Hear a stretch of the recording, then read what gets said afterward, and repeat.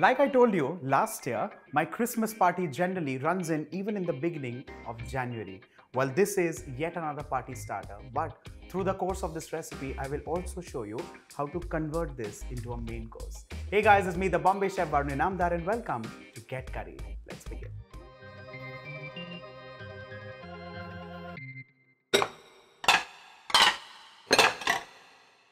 For the Mongolian chicken, which I said is a starter and a main course, we'll come to that much later, but the first step is getting the marination of the chicken correct. Basic simple ingredients. Also, the cut of the chicken is singular.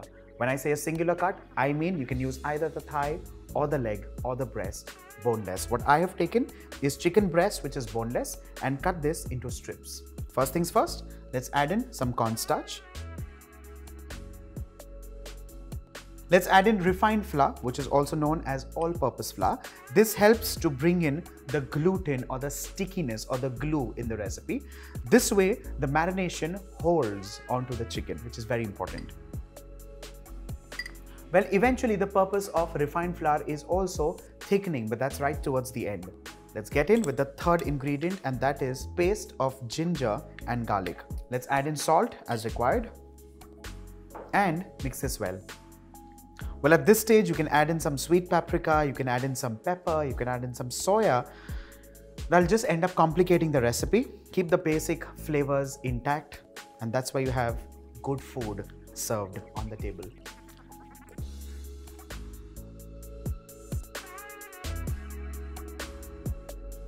While mixing this, I'm going to quickly also keep a wok or a fry pan on high heat and add in some vegetable oil. Now these are these little ways in which you can save time, especially while making something that's Indo-Chinese. Now, I don't think you've realized, but I have used ginger and garlic paste. Well, originally or otherwise, Indo-Chinese food generally uses chopped chilies, chopped garlic and chopped ginger. You know, like a trinity of Indo-Chinese food. So, if you have some time at hand, only then use the chopped ingredients, but otherwise a paste works wonderfully well. Also, while marinating, if you can keep the oil to heat, it just saves on time. Just a trick. All the ingredients are well mixed. Also, the oil has heated up. Time to fry the chicken.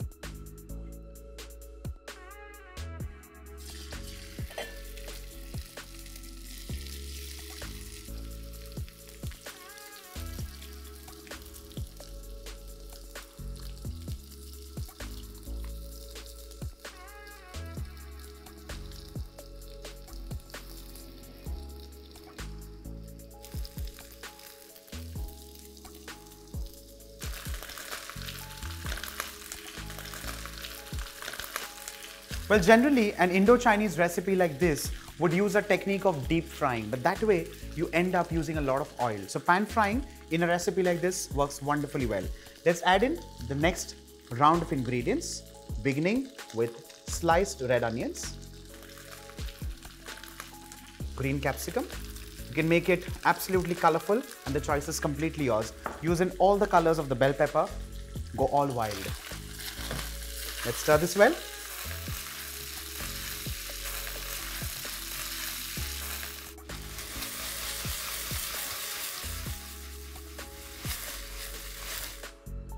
Once the chicken, onion and capsicum gets charred, I'm going to take half of this quantity and transfer it in a bowl. I'm going to keep this aside for a little while, and in another bowl, we'll start making the sauce for the chicken Mongolian. Now the sauce remains a constant. The only difference, please hear this again, the only difference is the addition of water and a thickening agent, in this case, the corn flour. So let's begin. First things first, tomato ketchup.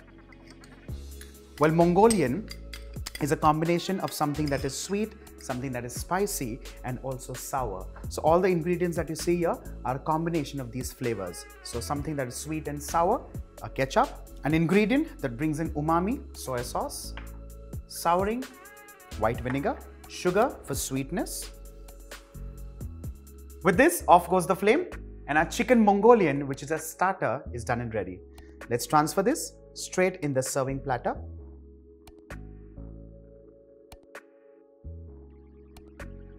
Let's move on to the next recipe, which is chicken Mongolian again, but the gravy version. For this, the same wok goes on high flame. And the chicken, which was kept aside, goes into this. While the chicken, onion and capsicum is back in the pan, I have the remainder sauce with me. Let's add in 2 critical ingredients, beginning with cornstarch and moving on to adding water. Now this is regular cold water. Add a little, stir it well so that the cornstarch is not lumpy. Well, in case you think the cornstarch has lumps, just take a whisk and whisk it up. Once this mixture becomes lump-free, we'll add in all the water.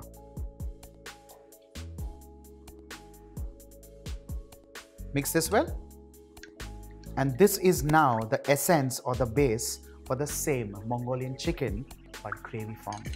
On high flame, let's add this entire mixture in the cooking chicken.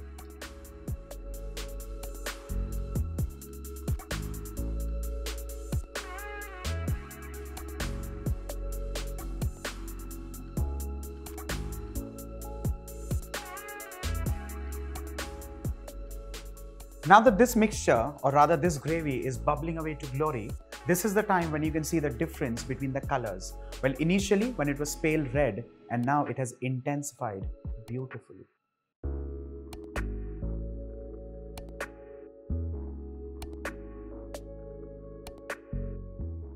With this, off goes the flame, and chicken Mongolian gravy goes straight in the serving pan.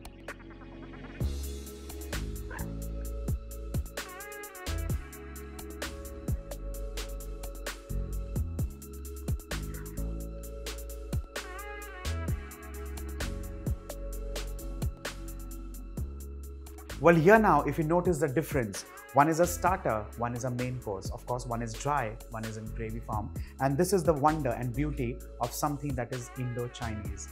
Same recipe, similar ingredients, just a few tweaks here and there, and you have 2 different courses, starter and main course. Have fun.